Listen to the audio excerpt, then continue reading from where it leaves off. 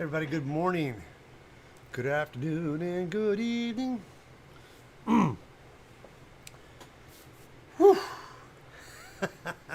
Yes, if you guys have seen my post, it's been 11 years since I started my YouTube channel. It was my, what is it? What's it doing? Stop that. Got back. See who all's here. Let's go. Century, Daniel Knight. Kevin says 11th year anniversary of Ted's YouTube channel. Our goal is 200 subs at the end of the year. If you haven't considered subbing, here's the thing, right? For this, subs cost you freaking nothing. I know it's this weird thing where people like I had people come to my convention. Oh yeah, I've seen your videos. If you subscribe, I don't know. What do you mean you don't know? If you like what I'm doing, the only thing that's going to keep me doing it is you're subscribing. It's not like paying for cable, people. It's free. It's the weirdest thing. I don't know why people are so afraid of, there's no unlimited how many people you can follow on YouTube, guys. You can follow a lot of people. There's channels I support I don't even watch. There's friends of mine that do things. I'm like, oh yeah, I'll support. I'll subscribe. Like, have I watched anything? No, but I give them numbers. It's like, what are you doing? Just subscribe. And also, Becky, it's the younger kids. It's not my age, but it's the younger ones. Like, man, I just watch stuff. I like watching stuff and not contributing in any way, shape, or form. Ooh, oh, you woke. Gundam said he woke up in time. And there's a Seaman says, I'm actually about to go to sleep. Oh, Seaman, thank you for hanging out. Go get some sleep. Because this gets recorded. You can watch it later. Good morning, everybody. 11 years, Ted. Thank you. A long story, short Saturday night was everything for me. Oh, fantastic. I'm glad to hear it.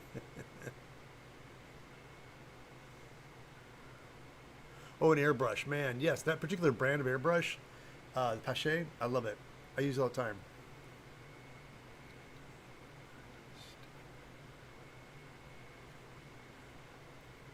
I write down your name on the back of the sticker every con I.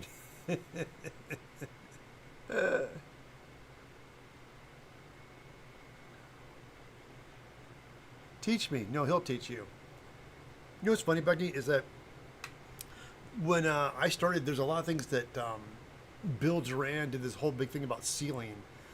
Him and Britt did this really in-depth video about sealing foam. And it was so in-depth. In the early days, it was one of the biggest mysteries. People were like, well, how do you seal your foam? And what do you do? And they made this really in-depth video. So I always would say, check out that video. And I would just give people that link of that video because it was so... And it's funny, I don't get that so much anymore. I think it's funny when I first started, the questions I used to get a lot of over the years of just people and experience and how cosplay is more... people educated each other over the years, especially with the Foam Fanatic page and stuff. People have picked up so much stuff that questions... You can always tell when new persons, because they always ask the old questions. So you can always tell somebody's new by what they ask. But sealing foam was a big one. How do you make it doesn't look like foam? I'm always like, the key to not making something look like foam is you've got to seal it. Because foam just drinks up paint and stuff. You have to put a skin on the foam before you start painting. So, and if you're a kid crafty, I always tell people Mod Podge or acrylic, base clear thing. And then I get advanced and creature cast and rubber, and then of course this Rust-Oleum 2X paint too. It's great for sealing stuff. Daniel said, anyway, I thought I'd be getting some remaining stuff for my Future Sonic tail chuckle smash up. Oh. Excuse me. Oh, right? That's my political statement. Deny, defend, depose. Yeah, I love it. It's subtle.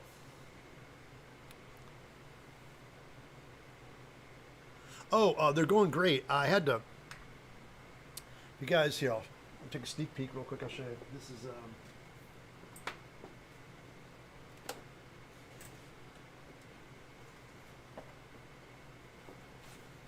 They still need strapping. But this is the this drops on the shoulders like this, and there's the chest piece that comes in like so, like that, and they get strapped in. There's gonna be some strapping, and they have a helmet, and I know that I'm a little like concerned about how the helmet's gonna bump the rim. I really want this neck collar on them, and so I'm trying to get when they wear the helmets, the helmet padding might keep it up high enough, but this is the yeah, and it has a back plate and some straps. And then I had shoulders, and I'll be honest with you, I think I'm going to drop the shoulders and put them on something else because they're space pilots, and so they need range of their arms in the cockpit and moving, and there's a lot of fighting and stuff. So I'm probably going to lose the shoulder pieces. I hate these big ones, and they're too big, and it's not enough time to make smaller ones. So I'm probably just going to drop the shoulder pads altogether. But anyway, that's how it's coming along. And I found out, and you guys can see too, there's nicks and scratches on the armor. That's done with a silver paint pen. Had a Sharpie, then I ended up finding a silver paint pen. That's I do all the scratches. But yeah, thank you for asking. That's coming along slowly. I'll eventually get a nice picture when I get them on somebody. So.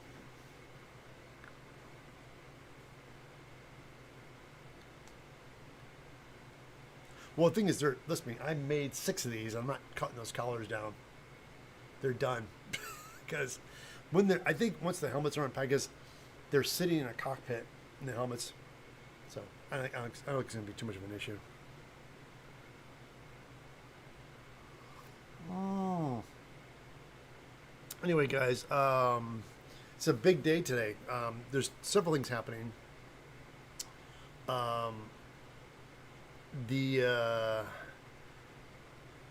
You guys know I worked on the Guyver movies. I did Guyver 1 and Guyver 2, and the sequel, Guyver Dark Hero, they're doing a Blu-ray DVD commentary, which I went and did that a couple weeks ago. And I wish I should have rewatched that film. I was so much on my plate, I didn't get a chance to watch that movie again. But I went in to do an interview about it. But I'm doing the DVD commentary over the movie, which is going to be fun. And I'm glad I watched the movie again. Because a lot of stuff came back to me I forgot all about. So you watch the movie and it rebooted my memory. So I'm doing that today in the afternoon. So, pattern of the week is the Vampire Slayer torso. I learned so much. I would do that differently now. The pattern's there. But there's this whole technique where you cut behind it and bend it open and put hot glue in there that makes the shape. There's a guy, I watched that technique. There's an easier way of doing that now.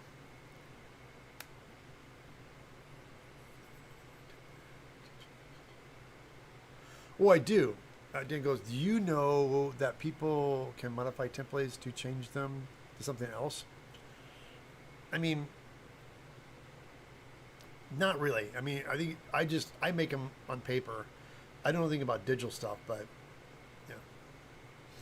Anyway, let's talk about what we're going to do today, guys. Today, which is basically what the whole video is about, altering alien pattern torso. Let me go to my overhead. Oh, let me fix the overhead camera real quick, guys. Sorry.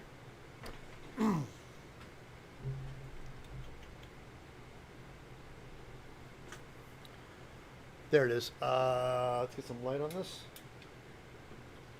Clean up this mess real quick.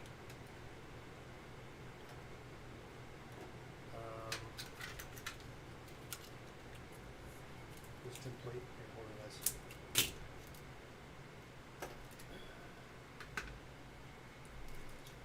That and circle template. Oops. Let's go here. Okay, so this is the pattern we had before, and I'm going to add it needs the space in the back. I'm going to do I think, now I'm looking at it, I'm going to do 3 inches. I think 3 inches wider to play it safe because it was a bit tight on me when I wore it. So I plan on losing some weight, but I don't think it's going to happen anytime soon or that fast. So it's always easier to make something smaller than it is to make it bigger. So if I make the costume, I end up losing weight and it's too loose, it's easier to cut stuff out, make it smaller than it is to add. So it's best to start with a little bit bigger than I'd like, and then just make it small over time. But right now, I want 3 inches, so this about to get the 3 inches I want, it's we have to split the difference, which is, what is it again? We do so.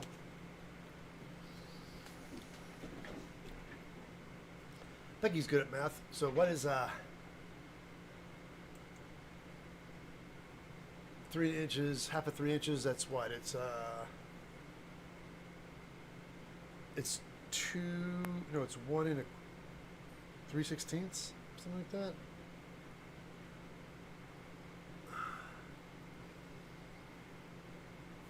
Oh, it's 1.5 inches.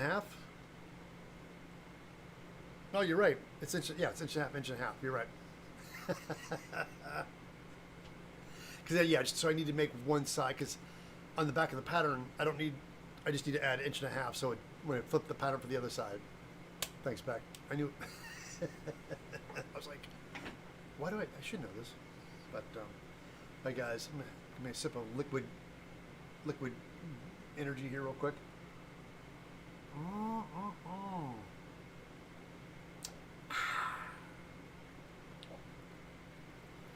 I was up till 3 not sleeping. I've had those nights, Becky. I've had them, especially working on projects and things. I get all kind of, get my energy level up and get all freaked out. My brain starts, they call it twilight. My brain starts spinning, like, thinking about things. I'm sorry, Beck.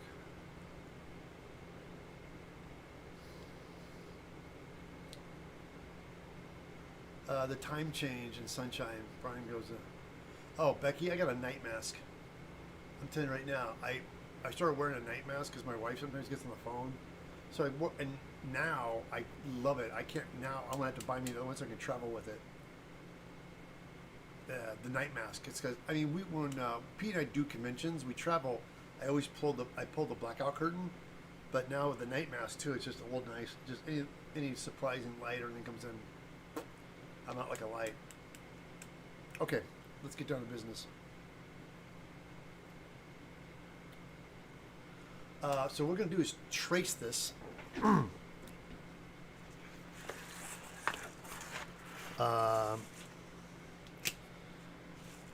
This particular pattern, now normally I would just cut a piece of paper and just add to it. But I realize I want to trace this because by making this longer or a little bit wider, I like these guys, but I want to bring them in more. So, because they're really close to the ribs, and I think it'd be nice to have them in a little bit more. So, we're going to go ahead and just redo the whole pattern here and just trace the whole thing. All right, so let's get my blocks and my fine tip Sharpie, and let's trace this.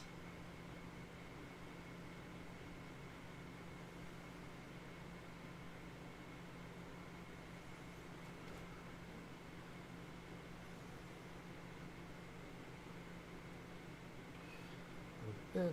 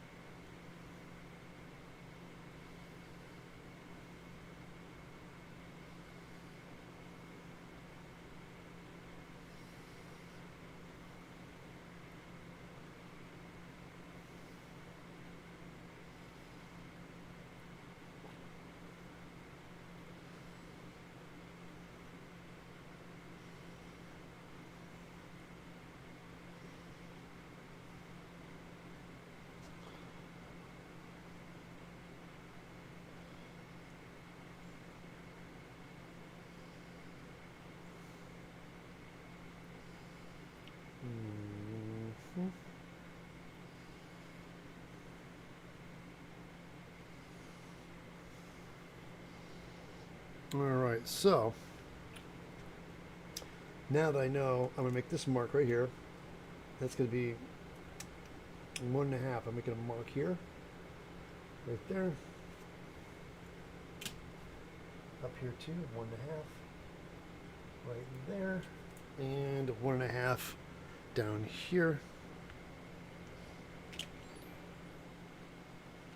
And I'm just going to slide the pattern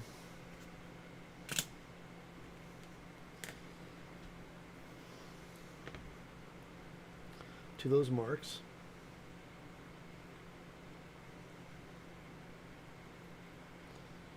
Just like that, and that.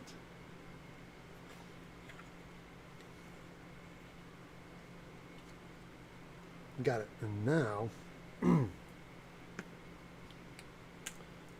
trace it.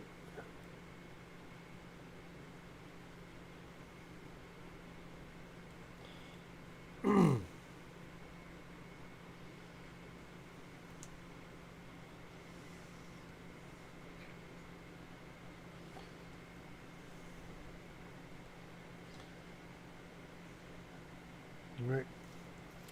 See, now I just gotta finish it out like this.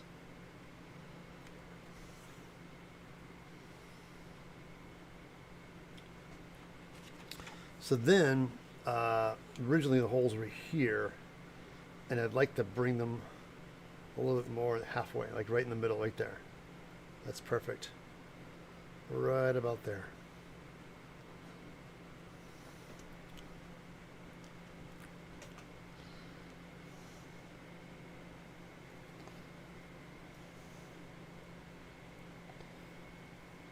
Mm-hmm.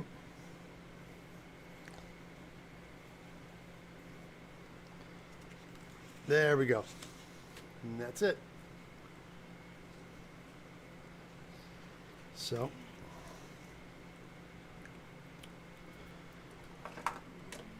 there's it. This, of course, is the back.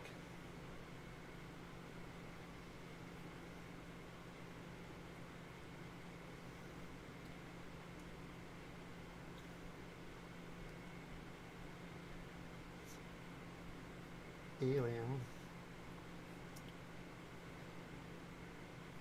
torso. I can spell it right this time. All right, and it's the back.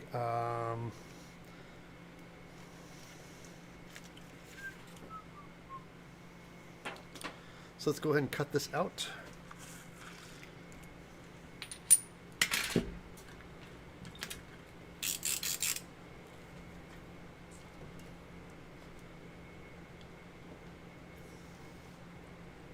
Oh, what's that? Hey, Kevin, sorry. Sorry, guys. I was, I had the alerts. Why does this keep showing me this window? Hold on, guys. I have this issue with this.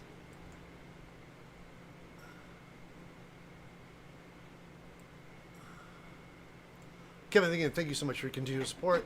Yay! Get to the 3rd gallon. Gas, that's right. Get a fraction of the gas. I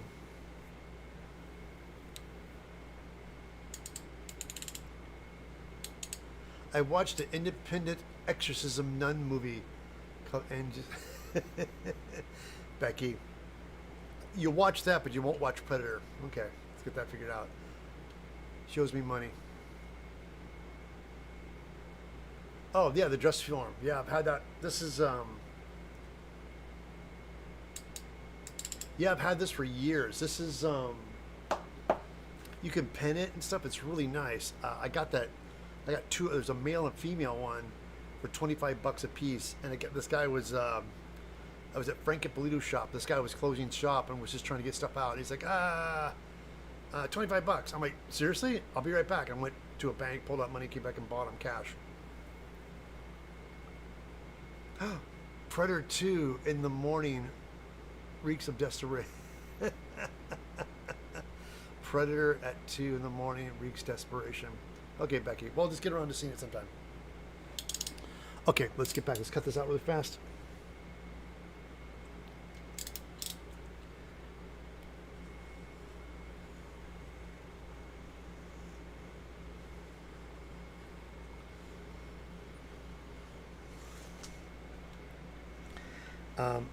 Again, this might be a little big, but the problem was the reason I'm going on this band, like, I think it might have been 2 inches on the fitting, but my problem is that I want the rib cage not to be so skin tight. I want it to be like relatively loose so I can move around in it a little bit.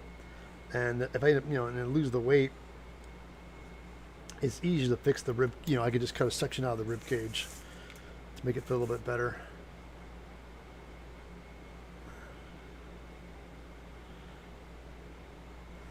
Like that.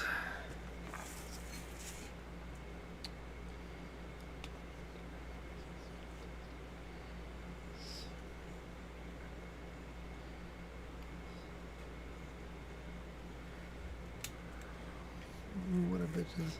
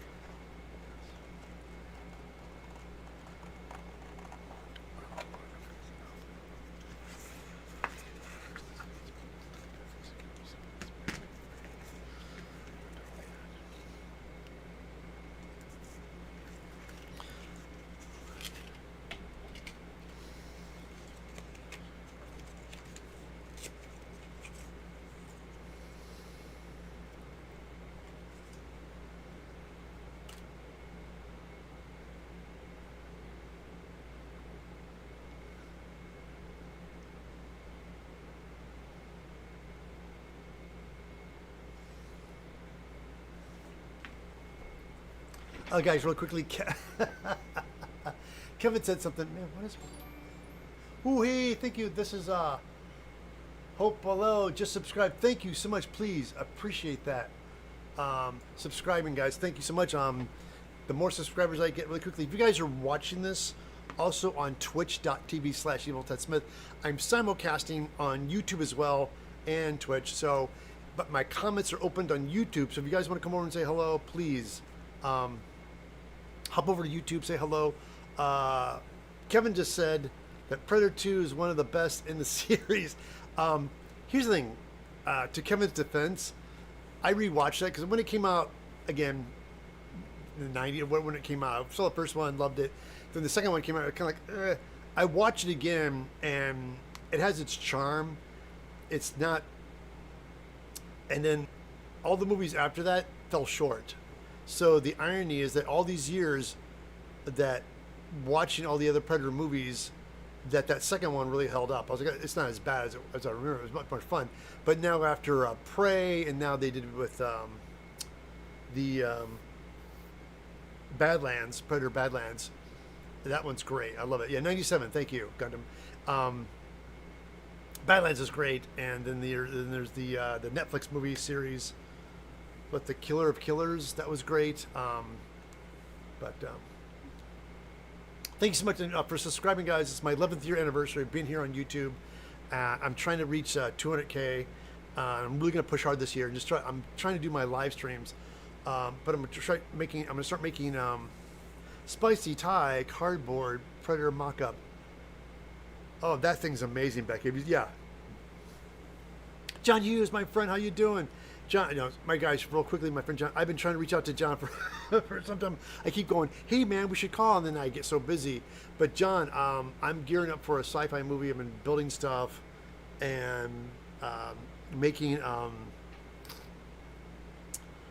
control panels and set pieces and things. I'd love to get you involved. I mean, I know you're in the Chicago area, but I would love to come up with some way to get you involved so you can help me with some stuff and give you some screen credit so I can get you some credit on a movie so you can actually get screen credit because you're a talented man. I'd love you to get some screen credit for your talent. So I figured I could call you and modify you about that. Oh yeah, the Predator looks great. Because John does stuff on, he does all my patterns. I do the rough idea and then draw it up and then scan it. He takes it, cleans it up, and makes it presentable, and also helps with the instructions on how to do it. Very talented gentleman. And we're both movie buffs, and we both love aliens, and that was our start of our friendship years ago. But I'm doing a movie, John, and there's a lot of stuff and designing and things I'm doing for this. I'm a production designer in this movie, so I'm not just building stuff, but I'm also doing the overall look of the film. And it's a tall order, I won't lie. It's a lot of stuff to do, but I got it. So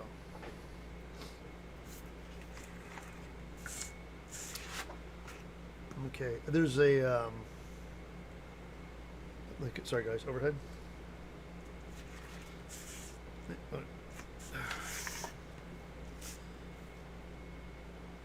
we go. I always keep all my cardboard, put poster board down here. So let's throw it back in. Keep all my scraps.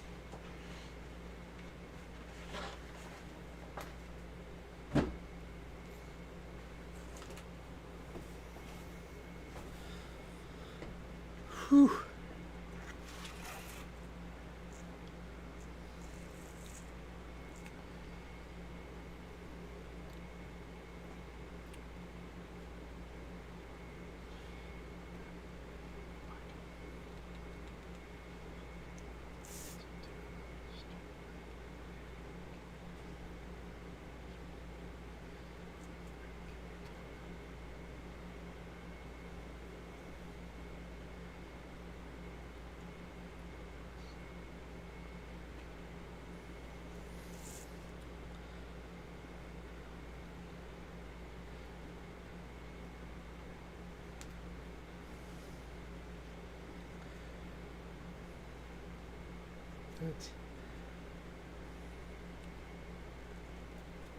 Okay.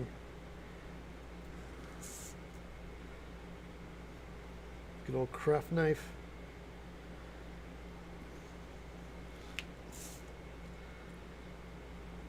For people who are just joining me, I am working on my Alien Warrior pattern from I'm doing the James Cameron Aliens. I'm doing the Alien Warrior.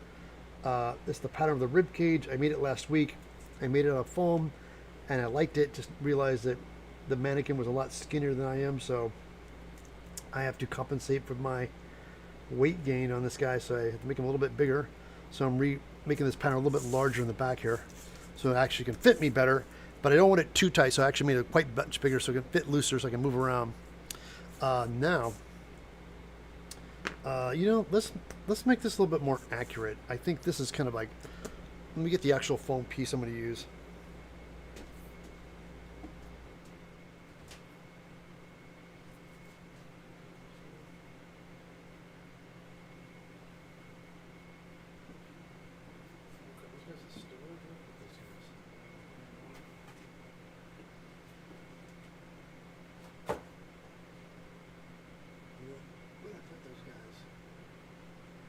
Somewhere now, here they are. Is this it?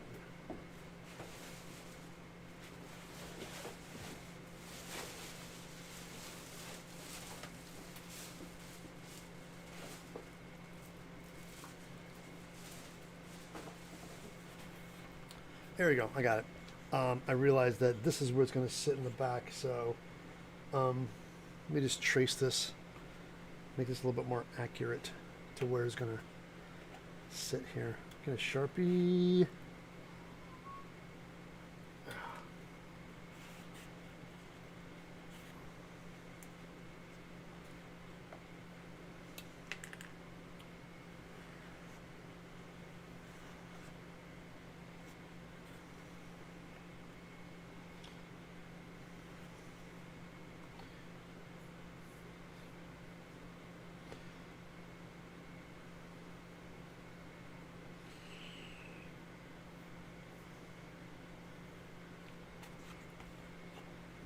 That's close. Yeah, it's good. All right. About the same thing I had before.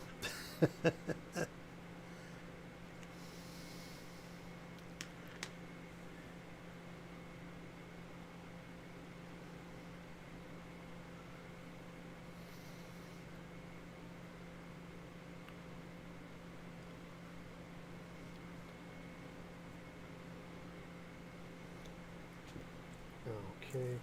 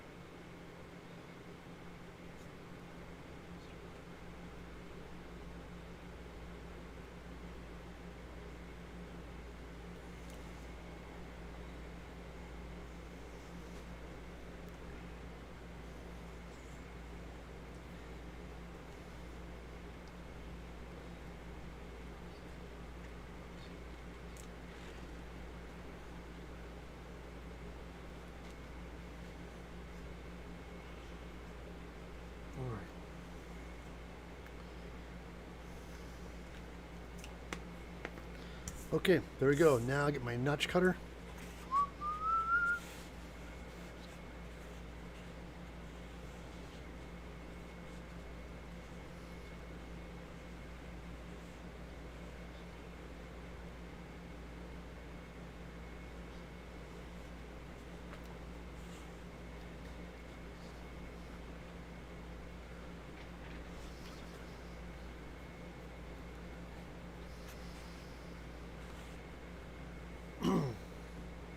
All right, somebody had some questions here.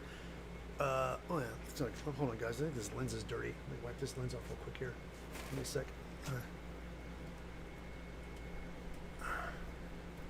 Man, this camera's hot. Oh yeah, it's way better. There was dust all over this lens. Somebody was asking me. Hold on, catch up with chat here.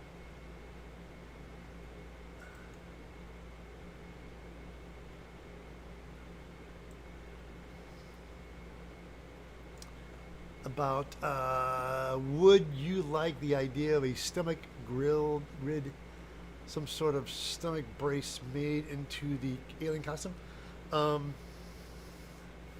with pipes? What I'm going to do basically, it's the ribs, the back pieces, the head, the neck thing. It's all going to be foam fabricated. The undersuit is going to be a spandex suit, and any of the stuff underneath, like the rib stuff, is going to be onto a spandex suit. I'm not going to, because I know the range of movement I'm going to need, so I'm probably going to get a spandex suit and fabricate stuff onto it and rubberize it, so the pieces will be actually glued onto the spandex suit itself, so I'll have that range of movement. The original suit was a slip cast rubber. It was, that poor guy could barely move in it. That's why when Aliens came along, Cameron had spandex suits and he glued pieces on them, and if you looked at them up close, you're like, they were like suits with stuff stuck on them, because he knew that they're going to be in the dark and backlit, and you're going to be moving. He had dancers and stuff. He got dancers to jump around in them and stuff. So he knew what they're going to see and what they weren't going to see. So he really knew how to light these costumes. And for all the close-up stuff, they were puppets. All the close-up shots of the aliens and they're puppets. And some shots, when Ripley was in the big egg chamber, there were guys and hanging on wires and stuff, moving around and whatnot. Then I had a couple of hero suits that were more better looking, but yeah, simple. Yep, that's what, so when that day comes, but that's gonna be the last thing I do. I need a lot of the helmet, the neck, that neck I made. I'm looking at it now. I want to redo it because I made out of upholstery foam, thinking it'd be soft and move, and it's too stiff. And it actually would be better if I made the whole neck out of EVA foam, so it doesn't move, so I can attach it to the body, and so my head can move inside of it. So I would use the EVA foam neck piece to cover my face, and therefore my head would have a spandex hood on, and I would have the neck would be static, and I could move my head underneath it like this, and I would be able to move my head better because I did the foam thing. It's too stiff. I can't move my head well. So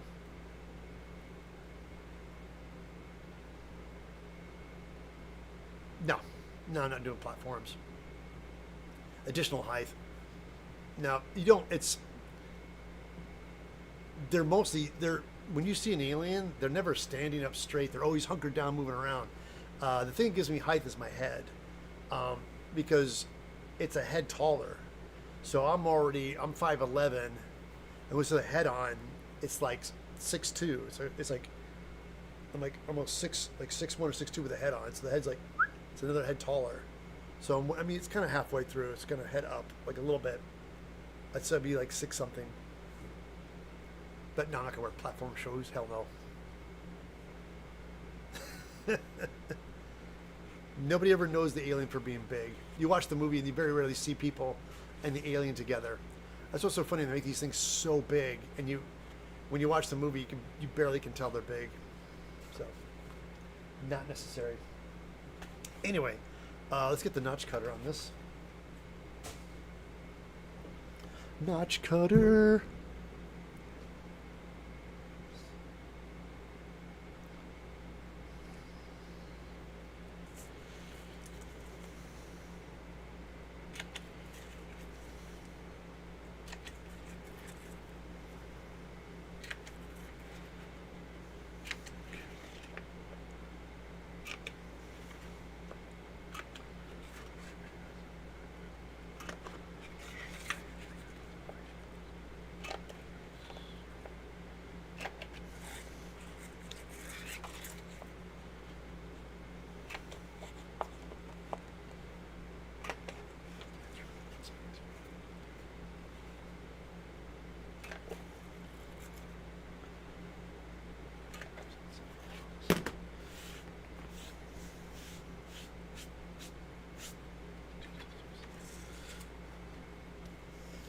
All right. Tell you what, let's go ahead and trace this under the foam. I have some 6 mil foam we're going to use today.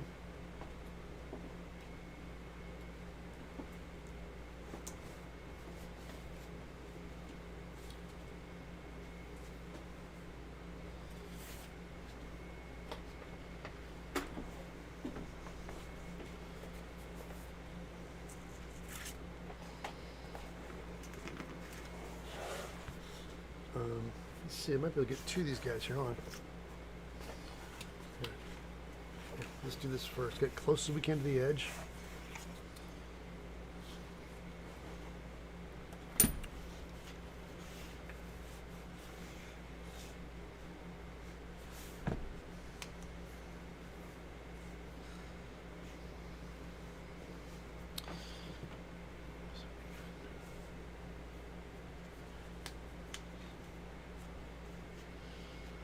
All right.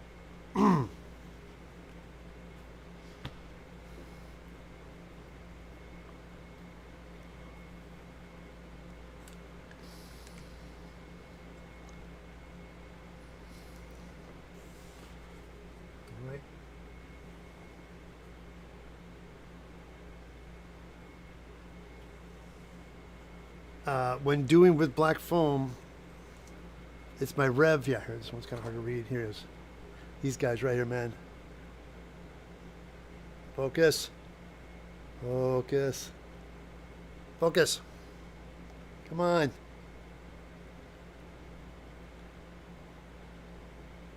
Red, white marker. Focus, come on. Man, these cameras. Anyway, you guys get it. There it is. It's the red mark white. These guys are great from black foam.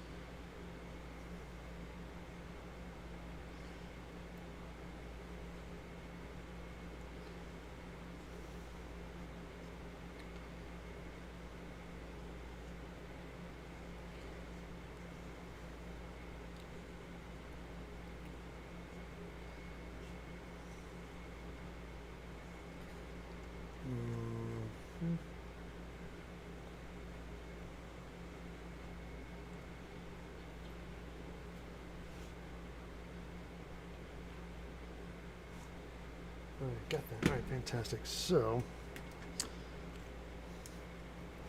we got this. So left. Yes, left side. So we got back, left. So we flip it over like this.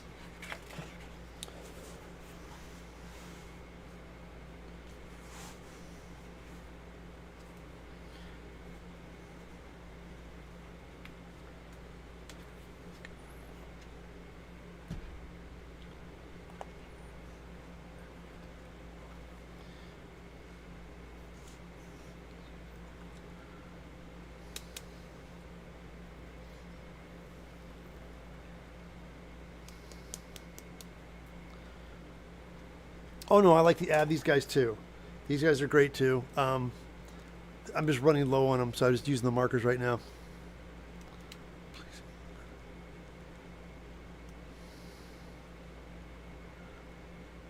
Focus. All right, so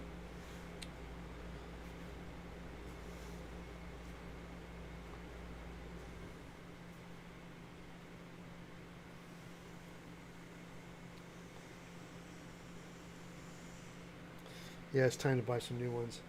It's really weird. Like I had these, they had these on Amazon. I went back to buy them, and they don't have them. And I keep thinking they're gonna come back, and every time I check, they don't have them. So if you can't get these on Amazon, you probably have to get them somewhere else because they haven't had them on their site for a while. So I don't know what's going on. Well, now with the war, there'll probably be a lot of stuff we can't get, people. So.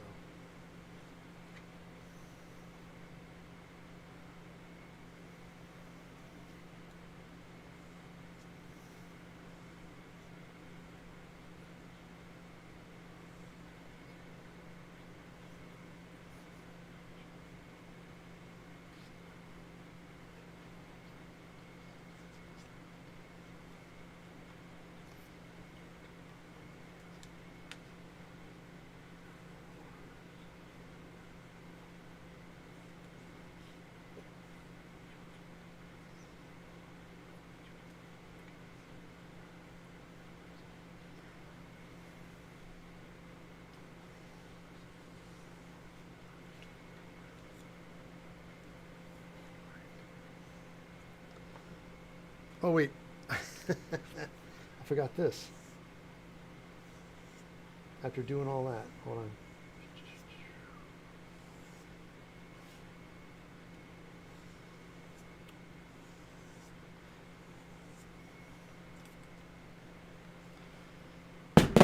That. Set two.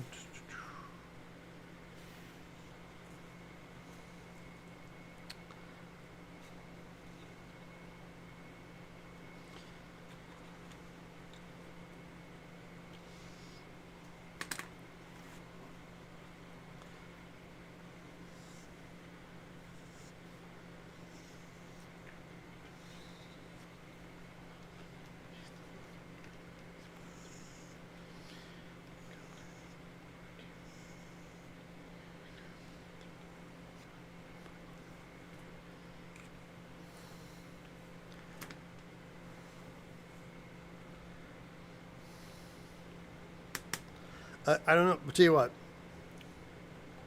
They last longer than silver Sharpies. Sharpies are Sharpies. I mean, I always go through them, but they're about the same. You know, Sharpies are Sharpies. They all kind of go over time. This guy back here. So, tell you what. Let's go ahead and cut these guys out real quick. Now that I have them, we're going to do the rest of the pieces.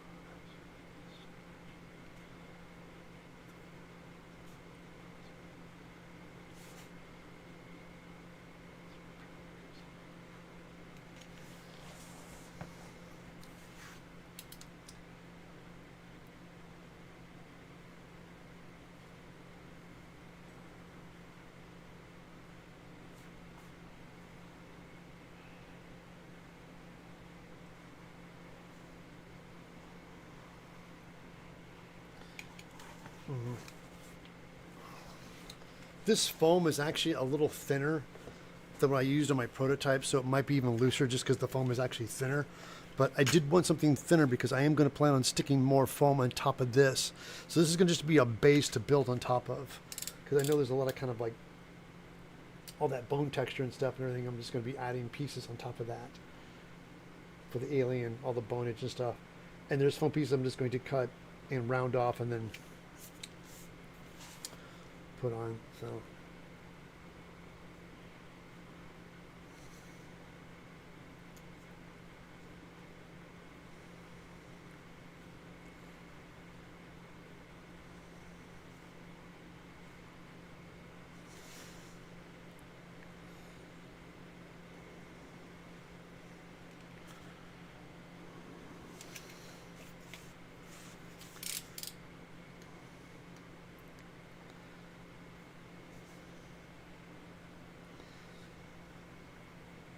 that.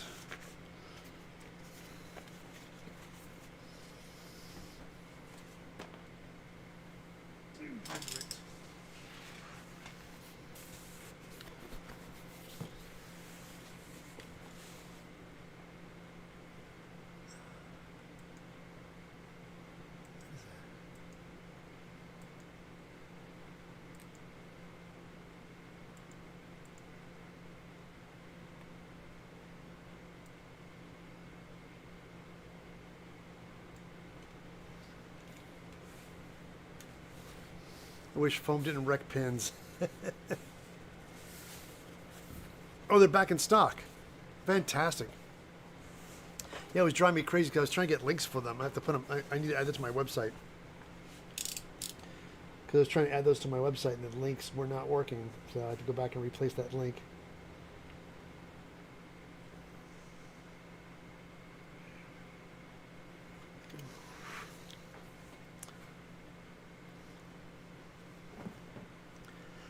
Hey Kevin, on the on my website, if you click the white rev marker link, does it work or is it broken? Is that link broken? Because if so, we'll have to fix. I need to make a note. I'll make a note today to fix that. Just because anytime the link is not working, guys, let me know. I always try to get in there and fix that stuff ASAP.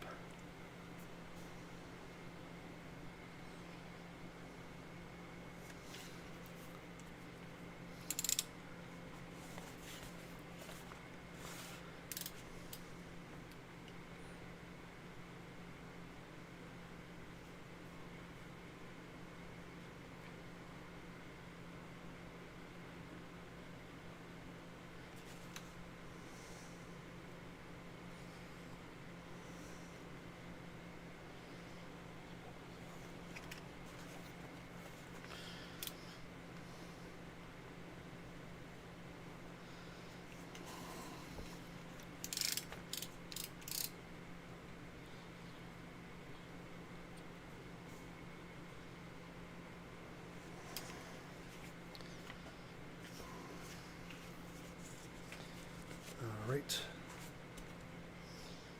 So I got these two back pieces cut out.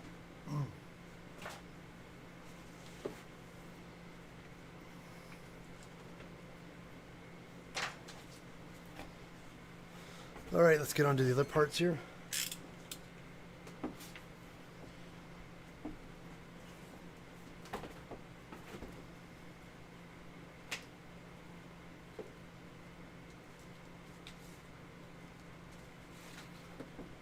So, two other bigger pieces, the ribs, so that.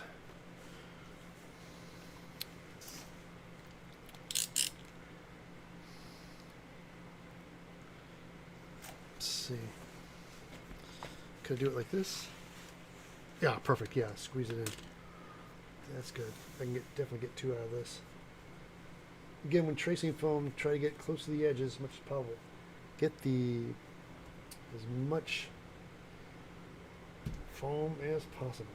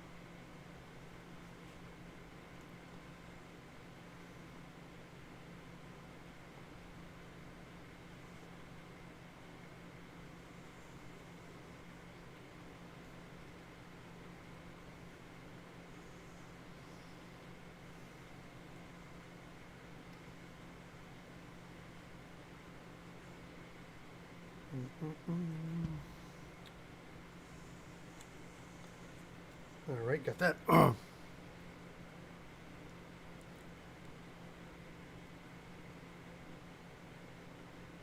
Oh, Sarah Star Child on Twitch asked if this is the classic Alien. No, so this is I'm doing an Alien Warrior from James Cameron's Aliens. I mean, there's some portions of them that are basically the same. I'm doing the rib cage, which is not much different than the Chappie, the original Alien, but I think um, some little minute changes to it, but mostly the arms. I know the arms and the hands are different. The feet are different. The head's definitely different because they took the domes off of them. The original Alien head had a dome. Basically, for all you people on Twitch, let me show you guys. Every time I hear this pop-up chat's really kind of glitchy right now. Hold on. Why does it keep doing that? Sorry, it's just doing something crazy. Let me fix this real quick. There it goes. Okay. It's fixed. Thanks, guys. Stop. Got it. Okay. Now it's working. Real quickly, Star Child, let me show you something. So you guys can see.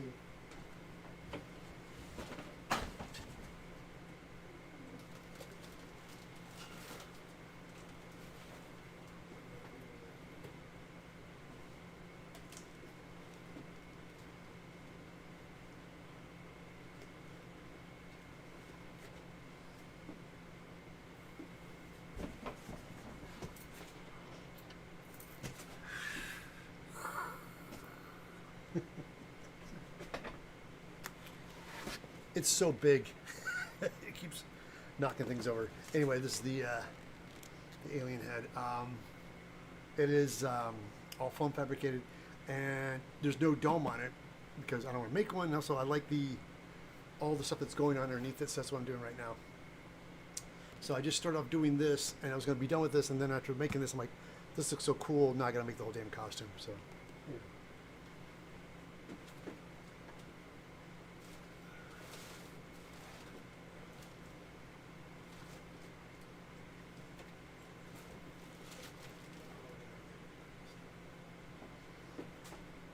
Okay.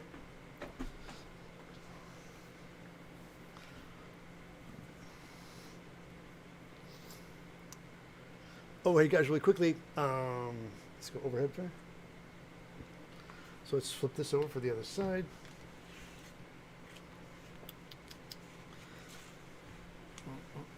So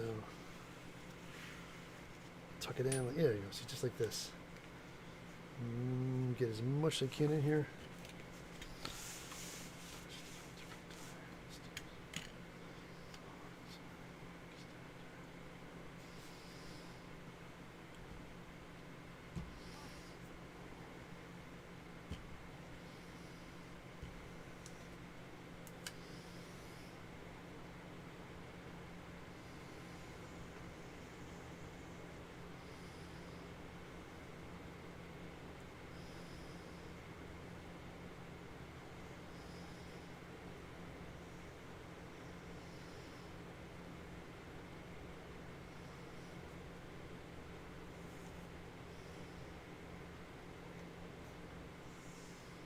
All right. Tell you what, guys, while I'm tracing this, I'll tell you a little bit. The Guyver, Dark Hero, the Guyver movie I worked on decades ago, they're in the process of making a Blu-ray of it. And I did like an interview with it, whatnot. And now, with all the movies and DVDs, I'm doing a DVD commentary over the movie with my friend Wyatt. We both worked on the movie. He worked on a little bit more of it than I did, but I did play some monsters and did a lot of ADR work on this film.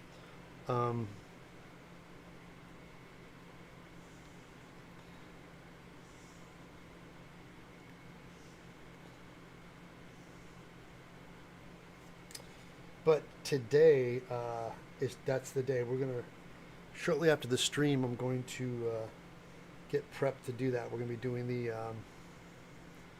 I'm gonna be doing the DVD Blu-ray. I'm not the DVD, but the Blu-ray commentary for Guyver Dark Hero, and it's so nice they're finally cleaning that movie up and putting it back out, which is great. So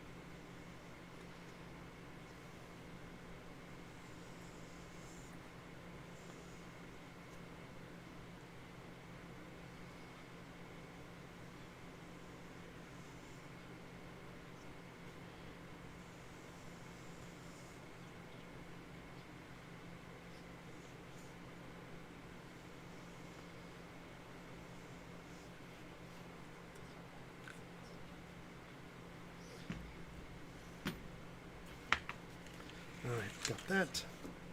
Hold on, let's do. I still have these pieces too. They get beveled on both sides.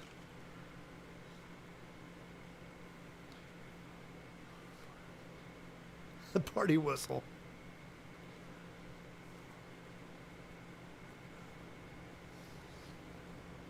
That's the second Guyver movie. That is correct. That's the Guyver 1, Guyver 2. This is Dark Hero, which is a little bit more accurate to the original anime, because the first one was a $3 million movie, and when you have a $3 million movie, you have all these producers on show that steal your money.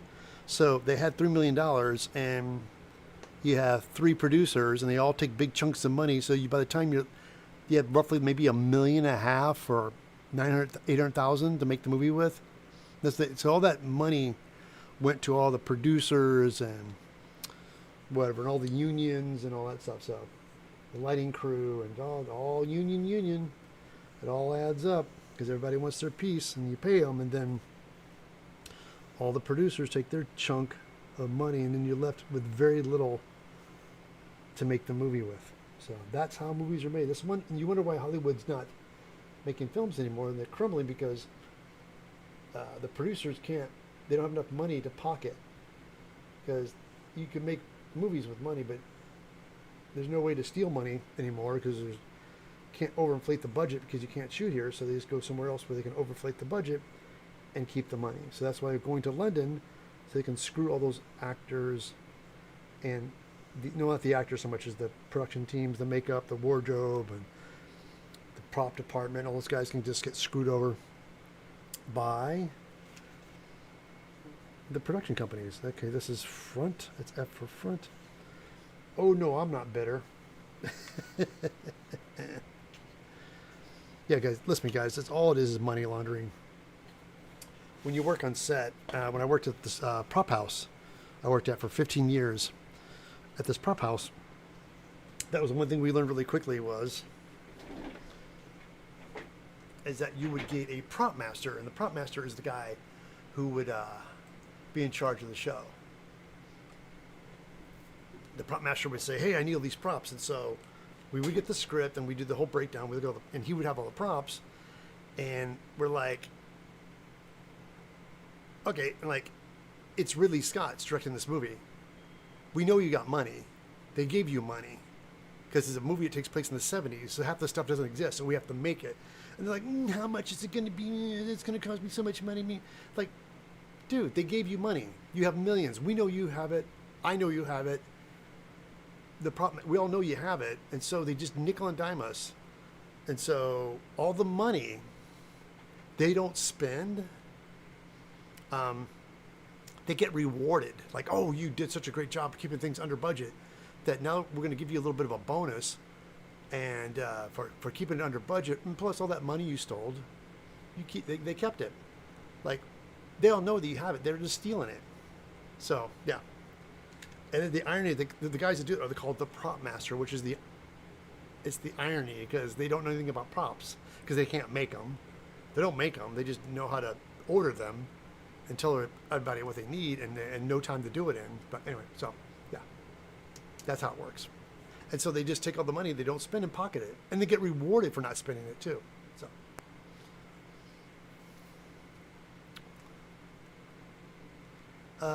Company likes doing the right projects. They should make producers can take any money until the movies. Yeah, well, dude, and also too have people on the back end. The big actors that go, I need that big budget. Well, dude, then why don't you take some on the back end? If we do as well, you get paid. But it's ridiculous. Yeah. I thought people that worked behind the scenes on movies were union. Nope. Not everybody. And the irony is that we fought so hard for these unions that half the movies that won last year from the Academy Award, the girl lived in New York, that New York film, that was all non-union. That was all non-union films. So you push for unions, but some of the films that won awards for Best Pictures were non-union movies. They didn't have union crews. So who's fighting for who? Is the union like the Academy supported them? So you guys have to get on the same page. Like, it's ridiculous. It's hypocrisy. It's such bullshit. Such crap. Anyway, that is why I'm working on a small independent film that's self-financed, and it's going to be a lot of work, but it's going to be more rewarding because I'm in control. I am the production designer. I got overall look. It's going to be a lot of work, but I'm looking forward to it because am I going to get rich from this film? Not at all. I'm definitely going to get paid and get my bills paid, and I'm actually going to have a little bit of fun working on it because I have some control. I don't have to deal with anybody, you know? I don't have to deal with the unions and all that crap. Them tell me who I have to hire and who I have to bring on and all that kind of stuff. It's like, nope. I can do and hire who I want. I'm going to hire people who are good at what they do and talented, not just because they're in the union. So, there it is.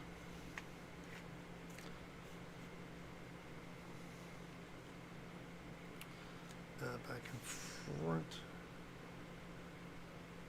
And this is right. Okay.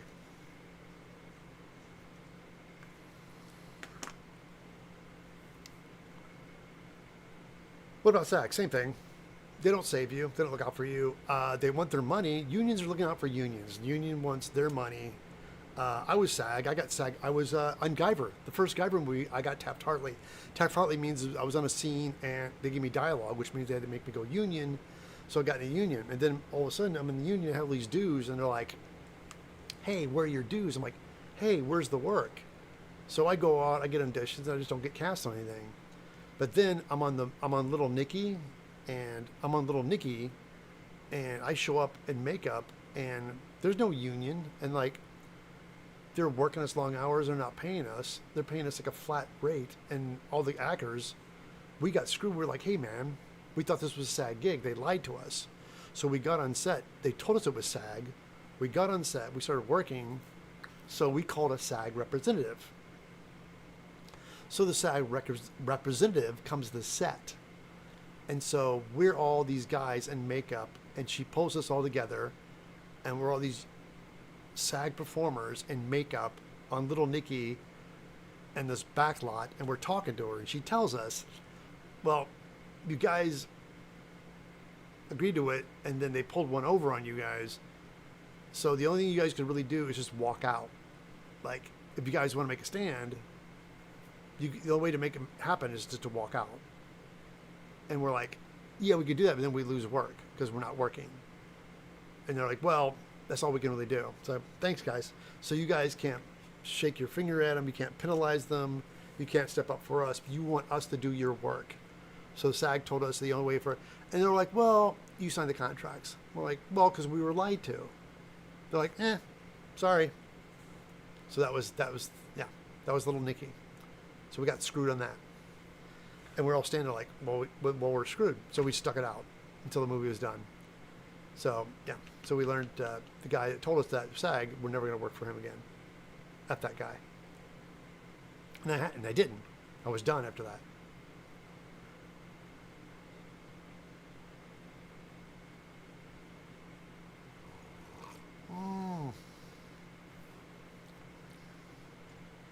Hold on, let me catch up with chat.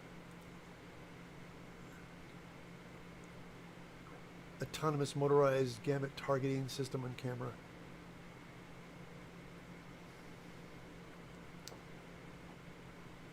Tapping the helmet armor bit, saying you need to.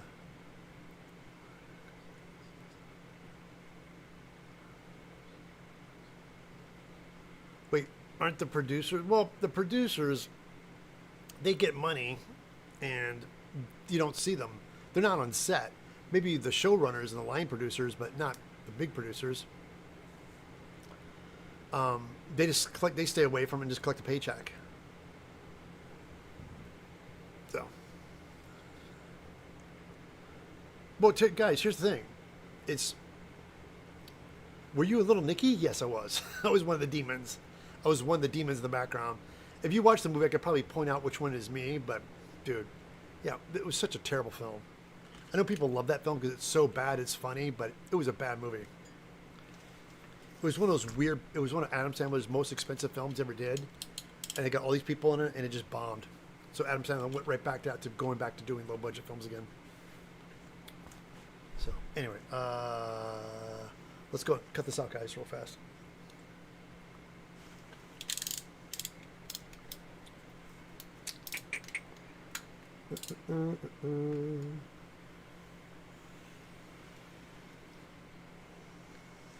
All right, tell you what, let's do this.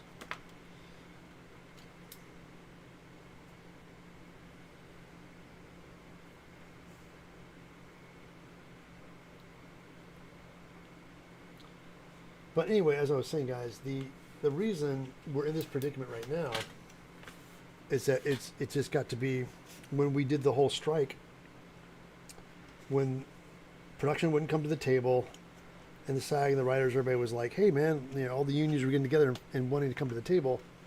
Production studios just didn't do it. So in the time they were doing that, they were losing money. But they weren't losing just money, they were losing millions. And every day wasn't like, you know, like any like us guys losing money. It was like them losing money on a bigger level because nothing was in production. You had a major studio with nothing producing or in production because everything was held up. So they thought they would sweat us out. And what happened was we won on sweating them out. They had to come back to the table because they hemorrhaged all their money. They're literally broke. The studios were broke. And so by the time those stubborn bastards came back to the table, they're out of money. They're hemorrhaging. So they said, oh, what do you guys want in your contract? Yeah, we agreed to everything. So they just agreed to everything. Oh yeah, you get this, because they had completely no intention of going to production because they knew they were screwed. So let's give them what they want so we can just go somewhere else. So they went ahead, came to the table, and just agreed to everything that the people wanted. And we're like, yay, we won. And then nothing fired back up again because they had no intentions of starting productions out here because they agreed to everything and they're not going to get the deal they wanted. So they said, we're just going to shut down everything and go elsewhere. So the studios literally shut down everything and packed up, and now they're going to London. And some studios did it so bad that like they're bankrupt. Like Paramount and Warner Brothers, they just folded because they ran out of money. Because they weren't smart, they were stupid, and they were greedy, and they buried their own company out of their own stupidity. So that's what happened to Hollywood. And people want to blame the unions, but it wasn't the unions' fault. They just wanted fair pay. What happened was the studios locked in so hard that they burned all their savings. So by the time they came to the table, they were just like, we can't do it, we're broke. We thought you guys would buckle. And they didn't. So everything just crumbled. And so now we're at a point where nothing's here. But I think it's going to be the birth of Hollywood's independent. They're not going to shoot big movies here anymore. It's not coming back. I see all these TikToks and videos. And like, oh yeah, they're coming back. It's all crap. Don't buy any of that TikTok crap of people telling you how it's all coming back, because it's not. It's done, people. It's not coming back. The only thing that's going to come back is independent films and independent movies. And that's what's going to happen. But not big studio jobs. Like, there's plenty of like set dressers and art department people. They're just done. They gave up. They pulled the plug. So they're like, I got to get another job. I have a friend who's an editor. He's a phenomenal editor. He worked years at Warner Brothers. Now he works at security at a big warehouse. You know, has mace and a gun on his hip, and that's his job. But he said it's less stressful. That's for sure. But yeah, you know, fantastic editor. Took years to get where he's at, and it's just gone overnight. So.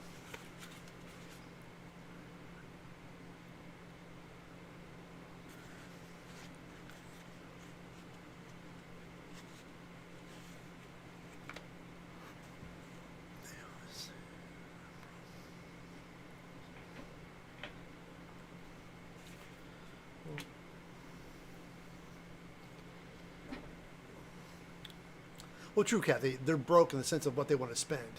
Kathy's right. Well, they're broke in the sense of like, we're too broke to do this where we can make any money and put it in our own pockets.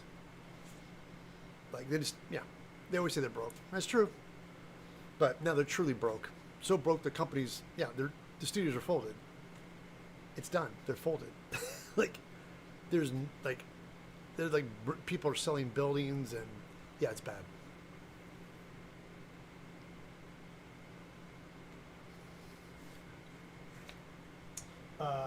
Okay, we cut that out. Oh, yeah, cut these guys. Let me cut all these ribs.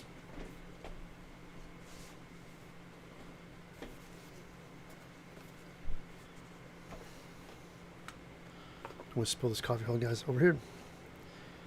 I know, guys. I'm just on fire today because one thing I am is a survivor. I've been through so many changes. I've been through so many strikes, and that's why when the strikes are over, I'm like, I've been here before. But apparently, most strikes just get settled quicker. But this one is the longest it ever did in a long time, and so now everybody's out of work. Everybody's screwed. You know. So anyway.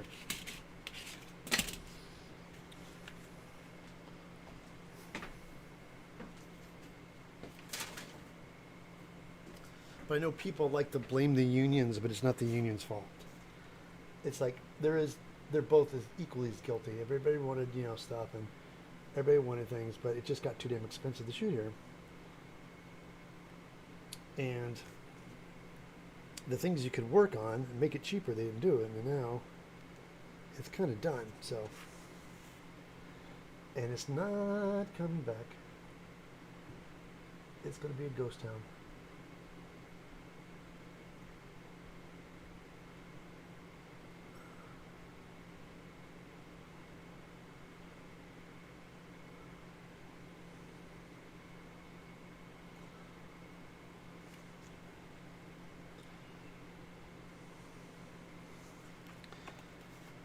All right.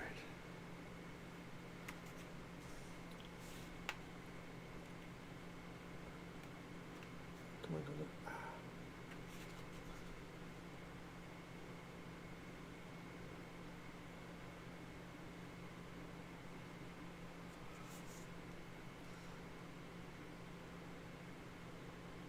All right, guys.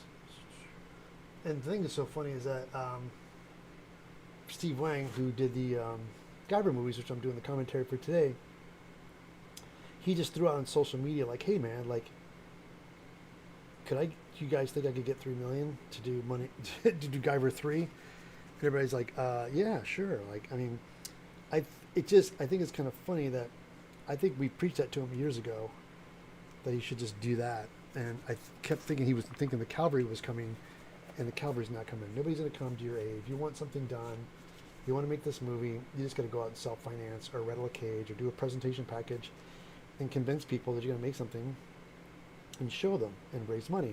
My friend John Soares did that with his film Danger Element. Now he's doing the thing with Eon Blade. But the problem is right now, Eon Blade, he's still got quite a bit to do, and to raise the money is taking so long to do it that by the time he shoots his movie, he's afraid he's going to be too old and his actors are going to age. So he has to shoot it relatively quickly.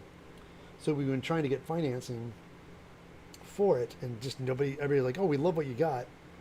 We want to buy it and just wait till you're done with it." And he's like, "Well, you really want it? Just give me the rest of the money to finish it." And you're like, no. It's like, okay, so then you don't really want it then. It's like everybody wants the reward with no risk. And in this industry, there's got to be a little bit of risk to reward. And like this film I'm doing, my friend Garl, in this sci-fi movie we're doing, it's like there's a bit of a risk. What we're doing is pretty ambitious, but it's doable. It's just going to take a lot of work, and I'm up for it. I just need something to do, and it's going to be a lot, but I really want to do it.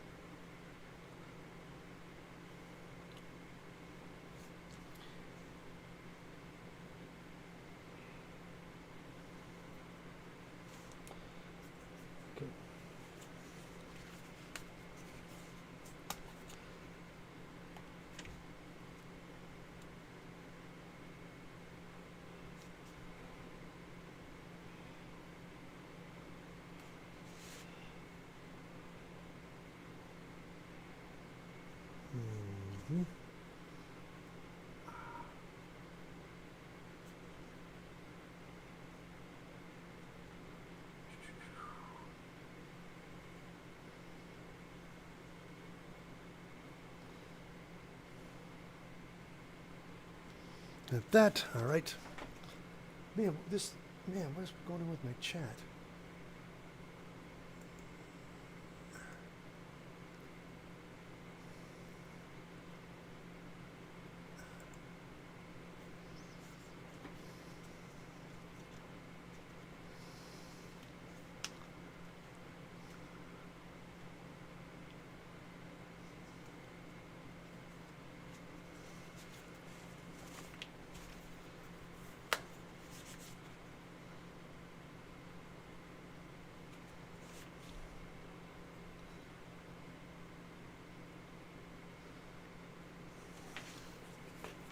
Hey guys, I got something I want to talk about really quickly.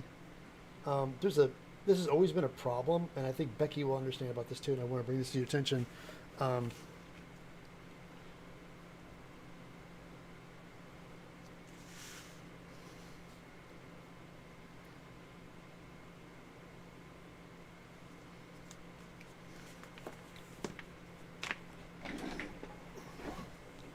real quick, as I'm gonna run down and go to the bathroom to make room for more coffee. But the thing I want to make is that telling all cosplayers and people like myself is that there's a big thing. It's people start doing, and I know people have been doing this for some time. And Becky and I go to conventions, and the one thing that they do with conventions, especially the big ones, want you to do it for free. And I know when you're young and you're starting off, like, oh my God, you get like a whole free trip. Like they're flying you out and giving you a hotel room. And you're like, oh, this is so awesome. Like, understand this. If they can do that easily but not pay you, they got plenty of money to pay you. The reason they're not paying you is they don't see you as being worth. They see you as clickbait. They'll pay for actors. They'll pay for voiceover characters. They'll pay for all that stuff, but they won't pay for a cosplayer. And there's cons that do it, and I want to start spouting some names off, but I don't get myself in trouble. But there are cons that don't do it. They don't respect you, and don't pay it. Stop going to them. And I know you young people want to start off. And when I started, I didn't know any better. I'm like, oh wait, and I went to Germany. I did 2 cons for free. I'm like, oh my God, they're bringing me out. So I went in Long Beach, and I did one in Stuttgart, Germany. Like, yay. And Yaya Han, the queen, turned to me and said, hey, Ted, so what are they paying you? I'm like, well, they just like flipped me out. And so anyway, we were working together at a convention, and she walked back with me to the hotel where we were staying to get a drink. And we're getting there, and I said, hey, I want to drop my stuff off of the room. So I'm unloading my stuff in the room. And Yaya had some stuff too. She wanted to take some of her costume pieces off. So she put stuff and setting stuff down. She turned to me and said, look, hey, Ted, your name is on the website. Your picture is on the website. They're selling tickets to this event, marketing you, and you have value. So by you're hurting yourself. You're not hurting yourself, you're hurting people like myself and other people that want to do it. So, and even Kamui was there. Kamui wouldn't commit. I think Kamui was like, oh, why don't you? And she's like, here's my fee. And they're like, well, we can't afford all that. Kamui goes, well, I'll do one day. So they paid her for a day. So Kamui showed up for a day. They paid her. She set her table up and had a booth with her prints, her books. She sold her books. And sold her books, and she's out. And then Yaya was there because she was local, and she wheeled and deal with them, and they paid her. So same thing, but Yaya was like, don't ever do that. And apparently, because I'm more of an educator and a teacher, not so much a cosplayer, but I do cons, but I don't do them for free. But I found out Allison, Tabitha, and a couple of the cosplayers started making videos, and Lauren does cosplay, made some videos about this. Like, people, you have people that you look up to and you are your heroes. You're shooting your heroes in the foot by you showing it for free. Because what cons do, they're like, oh, we want you, and you're like, well, here's my rate. Like, oh, well, screw you, we'll just get some kid for free. And they do. And they get people for free all the time. And the only way to find it is that the cosplayers, the community, need to stand together. You guys got to stop doing this. And I saw people doing that, and I thought it's a great video to make. And I might make one later today myself, because I think it's a great message. You're not helping us. You're making it worse. And I don't get invited as cons too much anymore. I don't get, because they're like, hey, how much? And here's the thing. The smaller cons do. The big ones, like what's that? There's a Planet Comic Con out in Kansas City. They don't pay. Don't pay you. Or what they do, they'll pay some cosplayers, but don't pay others. That's the other one that really chaps my butt. Like, you get paid, and the other cosplayers around you don't get paid. And they just don't tell you. They lie to you. Oh, no, nobody's getting paid. You get there, and I find out other cosplayers are getting paid. I'm like, what the? So, they think they're going to get away with that. So, yeah, that was Planet Comic Con that did that one. They screwed me over big time. I was like, all right, we're done. So, never going back there.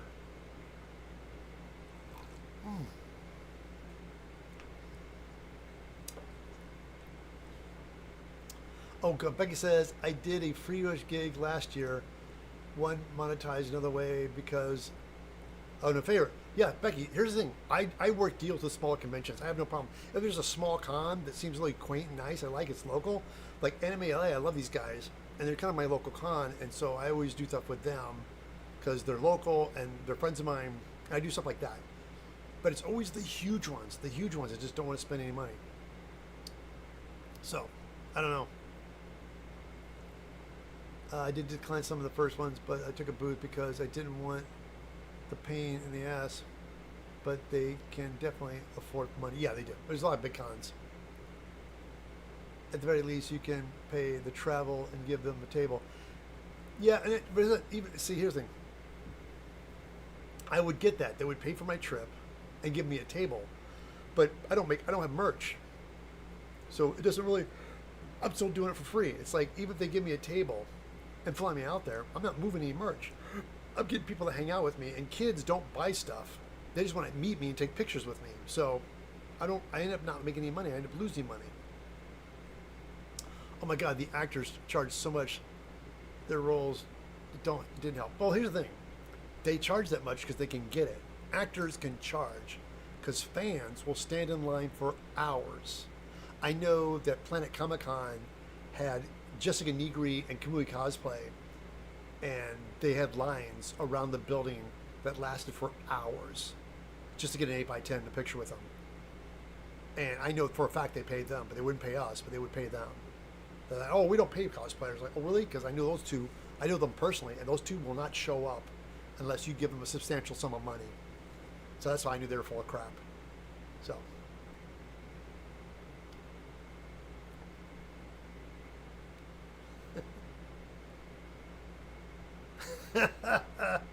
My blood pressure and my coffee. You know why, dude? Because I'm jacked up on coffee. No, but it's like, dude, it's ridiculous. And yeah, they do it. And again, because Planet Comic Con just screwed me over so bad on that one. I just never, and they didn't invite me back either. Because I think I did what I did with these guys. I talk shit. Because I'm like, those guys are terrible. And then Casey and Renee was like, oh, they paid me. I'm like, that's great. They didn't pay me. And I know there's other cosplayers there that don't get paid. Stop working for free, people. Elko pays me. Oh, man, of course Elko. Elko paid me too, babe. Elko's great.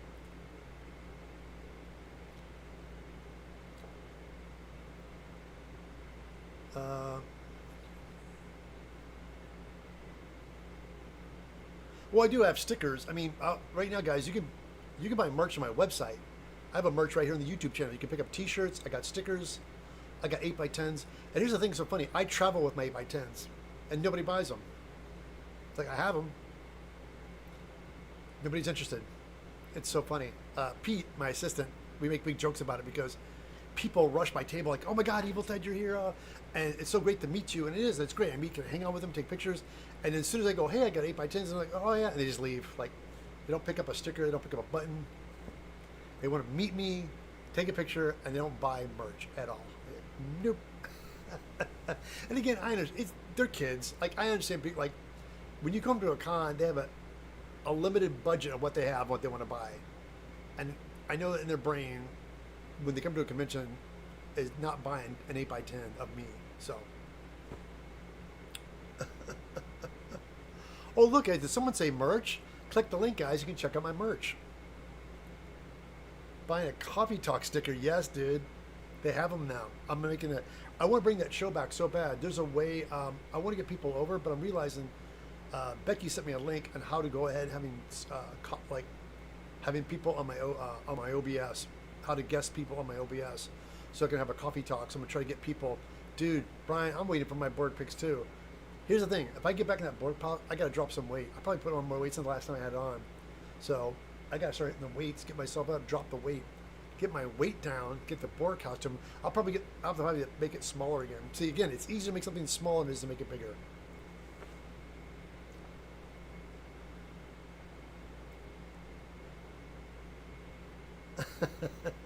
But it's just I don't, because I knew I was a kid. I didn't buy a lot of stuff when I was their age either. So I don't think, dude, in this economy right now, people can't buy. You can buy very little things now.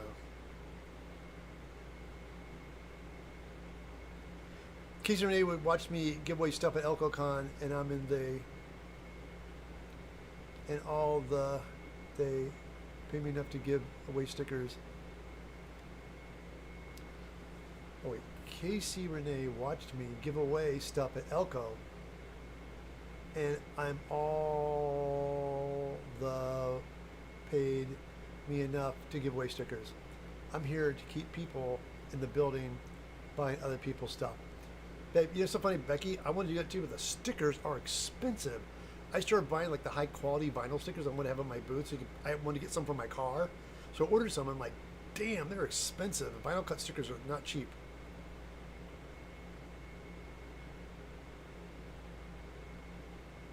Hey, whatever happened to the live stream with that blade? Uh, Kevin, yeah, poor guy, he's been sick. Every time we keep trying to do it, he's really sick. So he goes, I'll be better by next Wednesday, and he got sick again. He's still sick. So I'm going to check with him. Here's what I'm going to do. I'm not going to advertise until he's feeling better, because I've advertised twice, and both times he's been just bedridden. So we're going to wait. But here's the thing. What I would recommend is every Wednesday, check this Wednesday, because I'm going to try to do it again. But I can't give a guarantee on how he's feeling. So if he's feeling better, we'll do it, because John's great. John's got a great movie, and he's coming along, and I want to talk to him about it, and talk about movies, and we'll talk about Hollywood, and what we're doing right now, and so we're going to do that.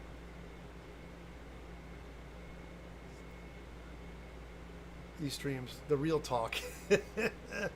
Okay, I give away my general stickers on my own. Like, I buy them in bulk.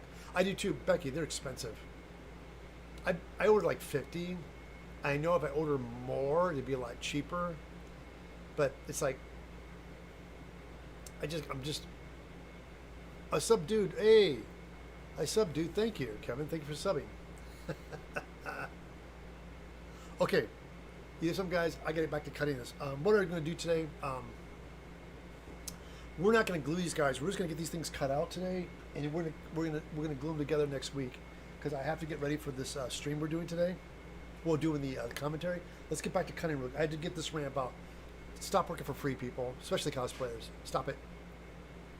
I know it's hard. You want to be fun, have a good time, but you're not helping anybody. You're not helping your fellow cosplayers. You're not helping the community, and it's getting bad right now. These guys are dirtbags. Most of these big conventions got tons of money and don't want to spend it on you because they don't see your value. So if they don't see your value, you don't see the value in them. So there you go.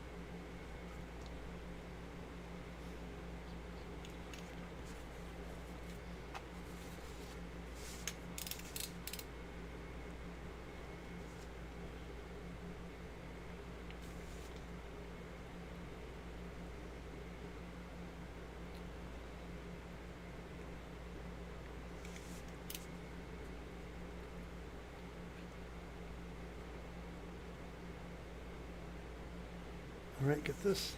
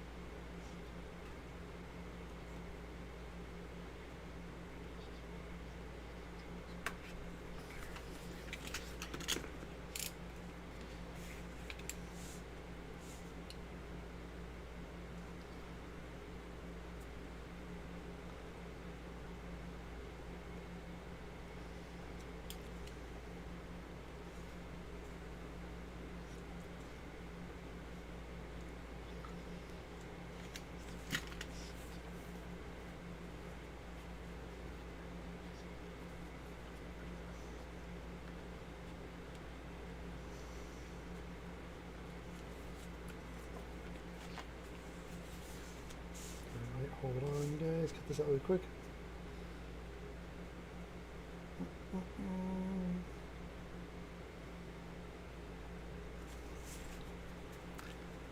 All right, hold on, guys. 10:40.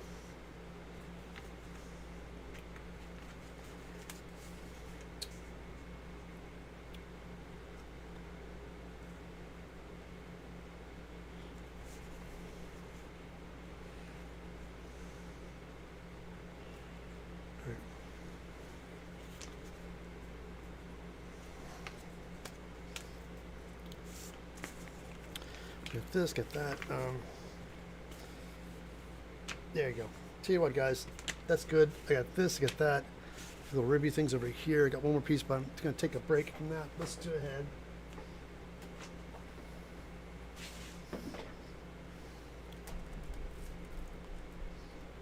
Hold on. I'll be right back. Please stand by.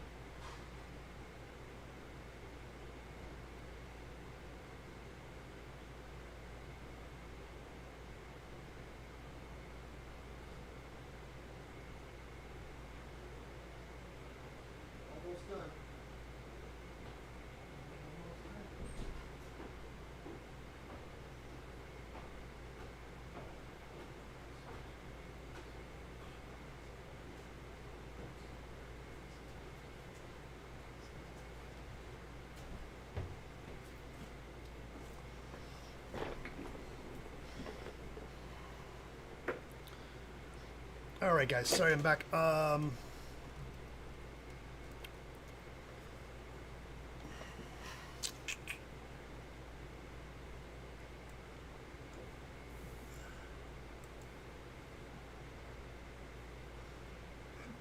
might have a gummy later.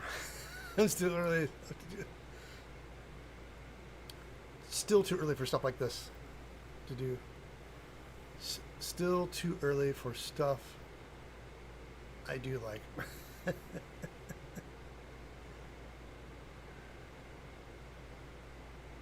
That's so funny, Century. I don't drink. I won't lie. I usually have a cocktail almost every night, and I found ever since I've been working at this job and things, I don't drink as much because it just it's harder to get up in the mornings. So I actually kind of dipped back on my drinking a lot. So I think my plan is that I'm going to cut my cocktail drinking just for the weekend. But right now, before we wrap this, it's 10:40, guys. I cut everything out I need to do today. Yeah, the pattern altered. I made the backer a little bit bigger, but I'm gonna go ahead because people can't see this right now. But my shop behind this curtain's a disaster. Oh, Becky, that's what my wife's going through right now. It's tough. She's been having these flashes where she sleeps only 2 hours, falls asleep for 2 hours, wakes up for another hour, a couple, and then passes forward. So it keeps waking up every 2 hours. But yeah, it's Becky, my wife's going through it right now. It's the one thing they don't talk about and don't make any cures for it. Like, it's rough. I wish my neighbors would use gummies instead of drinking in the neighborhood at 2 a.m. Oh my God, I'm sorry. Except last night. Okay, got it. But yeah, guys. Let me just wrap this stream up today by saying, I'm telling the cosplay community out there, please, I know it's so hard, it's like, but if there's cosplayers and people that you like and admire, the thing you can do the most is support them by not doing it for free. Because the problem is, they're doing this whole thing of like, if you hear the catchphrase, "Oh, it'll get you exposure," it's the biggest bunch of crap. They know you have value, and if they can't get you, they go, "Well, get somebody else." Then good, let them get somebody else. Because what's frustrating is that in the early days I used to do it, and the pay for a table back in the days when I started was like $500. And to get a table, and these guys, people who sell stuff in the artist alley, like it, the expense of a table, you have to sell $500, if not more, to make it, to break even. Like, even to break even is ridiculous, because I can't. There's no way in hell I could sell $500 worth of merch. So the fact that they're giving you a free table, you're just going to hurt the other people. They're trying to sell stuff. It's like, yeah, stop. It's like, it's almost like we need like I hate to say it, like a cosplay union, like getting people on board with each other. Because there's a lot of people I know out there who are doing it for free. I don't want to throw them in the bus because they're friends of mine, but I know for a fact they're not asking for anything. Because they're like, oh, I got my merch and did it. I'm like, dude, you're screwing it for everybody. You're not making it better for anybody else. You're making it harder. And it probably explains why I've not been invited to a lot of cons. But again, I'm not a hot young cosplayer. I'm an old guy that builds stuff. But I do have a bit of a draw, but it's mostly for smaller cons. But I don't get them. I don't get cons offers that much anymore. I always tell people say, "Hey man, we'd love you to come to our con." I always say, let them know you want me. That's how it works. I don't go to them, they come to me. So if there's a convention out there, guys, you would really like to have me at, where I would show up and bring all my wares and do my panels and stuff and whatnot, let them know you want me. Because most conventions always reach out and go, "Hey man, we'd love to have you here." And we have a con here, like Comic-Con LA. It's a con, yeah, Comic-Con LA. And there's a woman that goes, "Hey, we're looking for cosplayers." I'm like, "I'm a cosplayer." "Oh, really? Send me everything." And I sent everything to her. She goes, "Okay, well, here it is.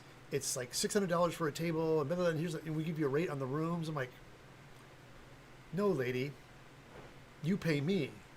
Like, and it made me realize, oh, that's what she's doing to everybody else. Like, she's telling cosplayers, "Oh, we need more cosplayers at the convention." And they're like, "Okay."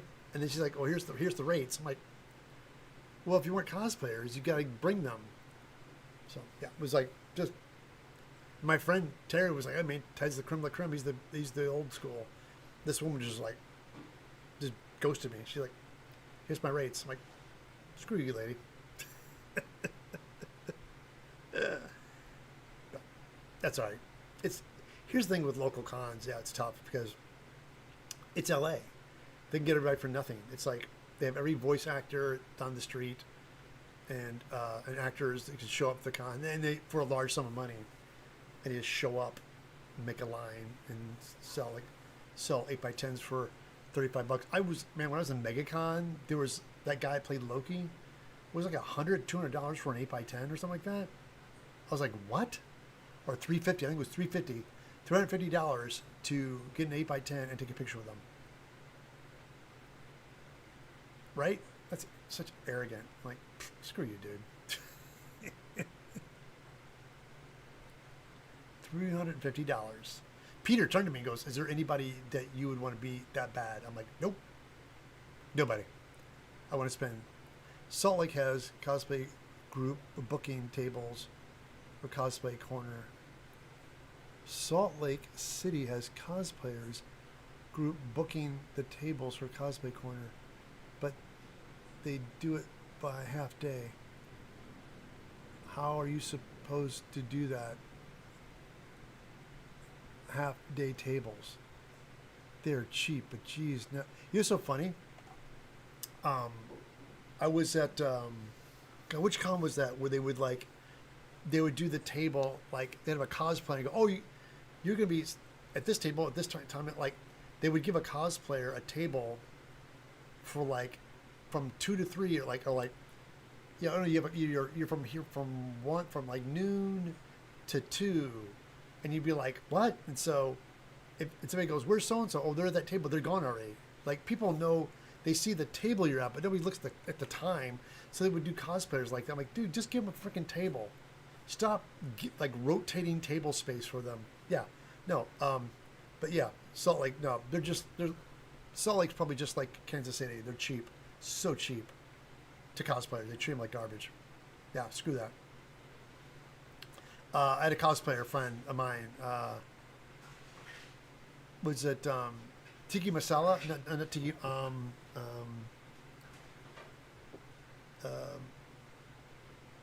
Yeah, Tiki Masala. The Samir Tiki Masala. Yeah, he said he'll never do Kansas City ever again. He said it was brutal. They worked him like a dog.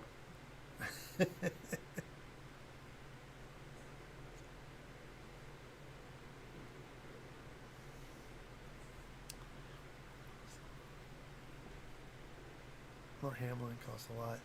I guess the only has to sell 2 8x10s to make a profit.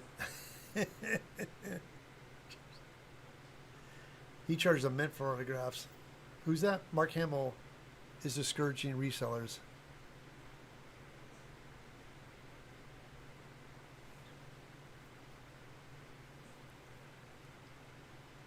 Oh, excellent, Becky.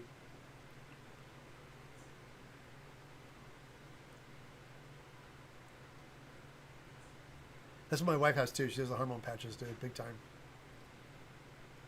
The cons here goes cheaper every year. Inviting no-name YouTubers. The cons here goes cheaper every year. Inviting no-name YouTubers, present them as stars instead of international known people. Just some voice actors by making huge profit whatsoever. Yeah, well, voice actors, I think, probably get a lot cheaper.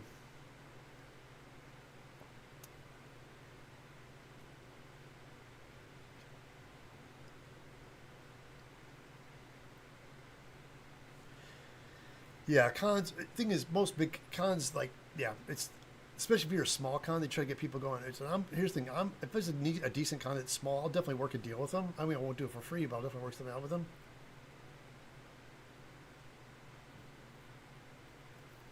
FDA degenerates the patch. Well, my wife has MS, Becky. She doesn't care. It's like she has a neurological disease. She's taking the patch.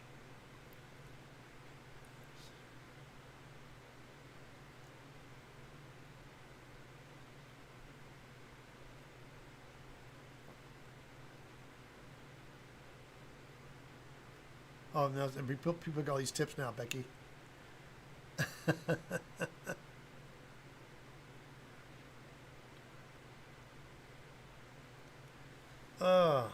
Well, guys, thank you so much for hanging out with me today. I had a lot of stuff on my plate this weekend. I was able to get this stream together really quickly last night to get everything up and ready to alter this pattern, but I do have to stop today because I have to start cleaning things up and getting prepped for some stuff I have to do. I got a lot of work ahead of me for some things, so yeah.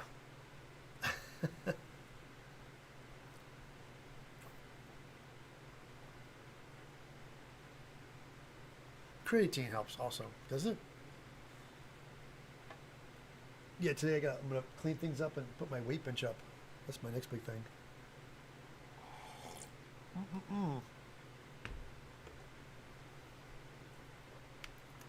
Hey guys, thank you so much. Today, yeah, I got start prepping for my stream today. Well, my recordings. I made some notes of things I want to talk about.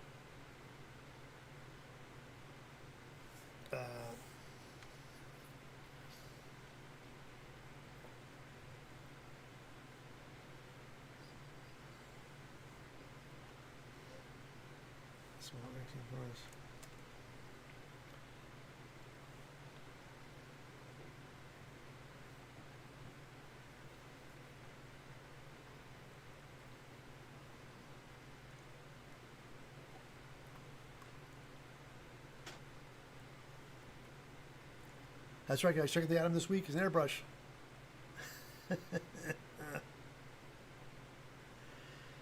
Oh, Jesse, guys, thank you so much.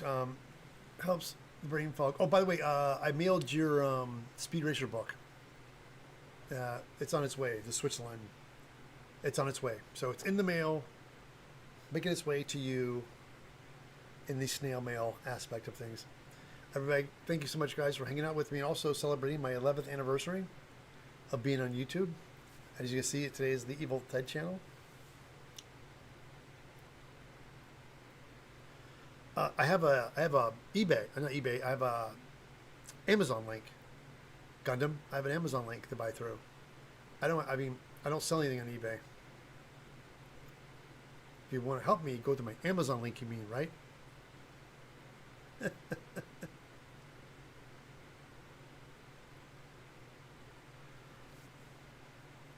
Oh, thanks. The recycle. Hey, recycle. Thank you. Oh, it was Century. Yeah, Century. That was you. That's right. It's on its way, guys. 11 years, man. I thought it was 12. I did do the math. Like, oh wait, it's only 11. It's 11 years now. 11 years doing YouTube, guys. It's amazing. If I had more, I think the higher subscribers, the more, like a little bit more of the money you make. But it's like, so I'm trying to make it 200,000 would be great. Well, dude, I'm glad you're supporting people and their work. That's great. I'm all for it, man. It's fantastic. Yeah, I have a bunch of stuff I have to do today too. I got to pull some things together. A long time ago, Ted showed me on my crappy first Twitch stream and told me to watch his videos. Becky, that's right. You were in your living room or something like that, right? It was you could see your whole place. You're sitting on your couch. I know you're sitting in your chair, your easy chair. I remember that, Beck. You're like, hey, I'm like, hey, Becky. Green Ape costume. You made your female predator costume. Got my attention. And I was like, hey, man, you great work. Like, check out my videos. Check me out. Yeah, sitting at my dining room table. That's it. It was so dark. You could barely see. I remember that. There was no lighting or anything. You're just in your living room. God damn, Becky, it's right. I do remember that now. Because I was on Twitch, and what I would do when I was working in my shop, I would try to find cosplayers on Twitch, like just to build a community. I was so excited about Twitch, and I was living in this place by myself, working, and would just try to find people and build community. And every time I find a cosplayer, I'd jump in and say hi, introduce myself. And some people knew who I was, some people didn't. It didn't matter. I just wanted to say, hi, man. Let's build a community. Let's hang out. Let's share. Let's support. So that was the cool thing with Twitch, is that you could take your party. If you had a big group of followers, and when you wrap up your stream, you find somebody else that helped them get discovered by transferring all your, they call it a raid. You would take your entire party of 70 people and you would just raid their channel. And everybody would go, it was so much fun. Yeah, it was such good times.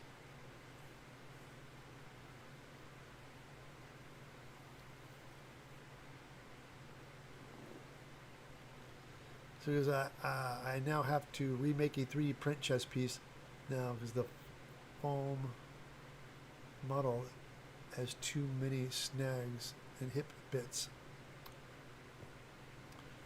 All right, Xanurus. Zara. I'm great with foam and bad with names. All right, guys. I'm so glad we had this time together. Just to have a laugh and sing a song. And just when you get started and before you know it, it's time you have to say, so long. Thanks, guys. It was fun. It always is. I love coming here every Sunday. The sad thing is, as this show and the production fires up, I will not be able to do Sunday streams. Because it's going to get to the point where I'm working as we get closer to the crunch hour. I will be, because right now I can still do both, but that day is going to come when I have to be able to start working and burning the midnight oil to get these things done. Because I'm looking at my schedule and it's doable. It's just I got to work quickly.